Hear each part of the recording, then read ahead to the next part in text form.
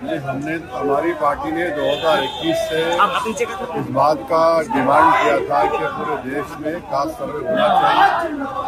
और जब आखिरी कास्ट सर्वे हुआ था 1931 में, जब कास्ट सर्वे होगा तो मालूम होगा कि किसको कितना फ़ायदा हो रहा है, किसको नहीं हो रहा है, किसके पास ज़ाती घर है, किसके पास ज़मीन नहीं है, किसकी आमदनी क्या है और कौन सी कास्ट ज़्यादा आगे बढ़ गई, कौन पीछे रह गया।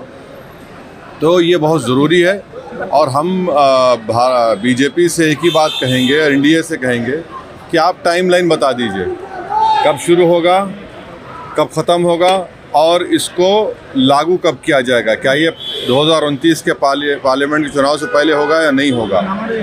और दूसरी बात यह है कि पसमानदा मुसलमानों के लिए उनकी क्या स्थिति है, ज़मीनी हकीकत सबको मालूम हो जाएगी क्योंकि वो पसमानदा हैं। जो गैर पसमानदा मुसलमान हैं वो कितने उनकी हालत कितने ख़राब हैं, तो ये सब मालूम होगा, ज़रूरी है। देखिए, अमेरिका ने जब अफर्मेटिव एक्शन की बात की थी तो उसके बाद जो अफ्रीकन अमेरिकन थे और जो जूस थे और जो चाइनीज़ लोग थे, एक 3 मिसाल दे रहा हूँ, वो अफर्मेटिव एक्शन से उनको फ़ायदा हुआ, अमेरिका एक ताकतवर मुल्क बनता गया। तो ये भारत के लिए भी ज़रूरी है कि इस तरह का सेंसस हो और उसके बाद जो इक़दामात या स्टेप्स लेना पड़ेगा वो लेना पड़ेगा। सर, वक़्फ़ को लेके बंगाल में बवाल हो रहा है, क्या बोलिएगा? वक़्फ़ को लेके बंगाल में क्या बवाल हो रहा है? नहीं, देखिए, हिंसा नहीं होनी चाहिए।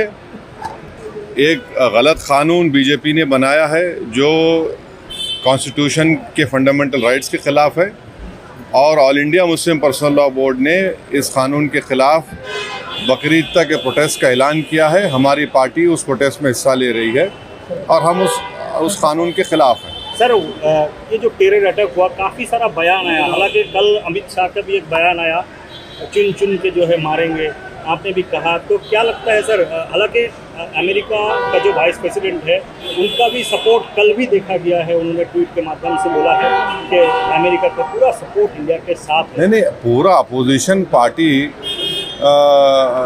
प्रधानमंत्री नरेंद्र मोदी को इस आतंकवादी हमले में जो लोग जिम्मेदार है, जिस मुल्क के से आए ये लोग, हम सब ने उस ऑल पार्टी मीटिंग में कहा कि हम आपके साथ हैं, आप उनके ख़िलाफ़ एक्शन लीजिए, कड़ी से कड़ी एक्शन लीजिए ताकि जो पीड़ित परिवार है उनको इंसाफ मिल सके। और पाकिस्तान से हम देखते हैं कि टेररिस्ट आते हैं भारत में और आकर इस तरह की उन्होंने बड़ी गंदी हरकत की कि उन्होंने पहले महिलाओं को, बच्चों को अलग किया, फिर मर्द लोगों को अलग किया और फिर उनका मज़हब पूछा और जब उन्होंने कहा कि उनका धर्म हिंदू है तो उनको गोली मार दी। तो ये तो बहुत ही गंदी हरकत और जितना भी इसको कंडेम किया जाए कम है। हम फिर से कहते हैं कि भारत सरकार को, उन परिवारों को, बल्कि देश ये जानना चाहता है कि उन आतंकवादियों को और उन आतंकवादियों को जो मुल्क पाकिस्तान सपोर्ट कर रहा है उनके ख़िलाफ़ भारत सरकार अपने तरीक़े से जो एक्शन लेना चाहती है ले, हम तो सपोर्ट करेंगे।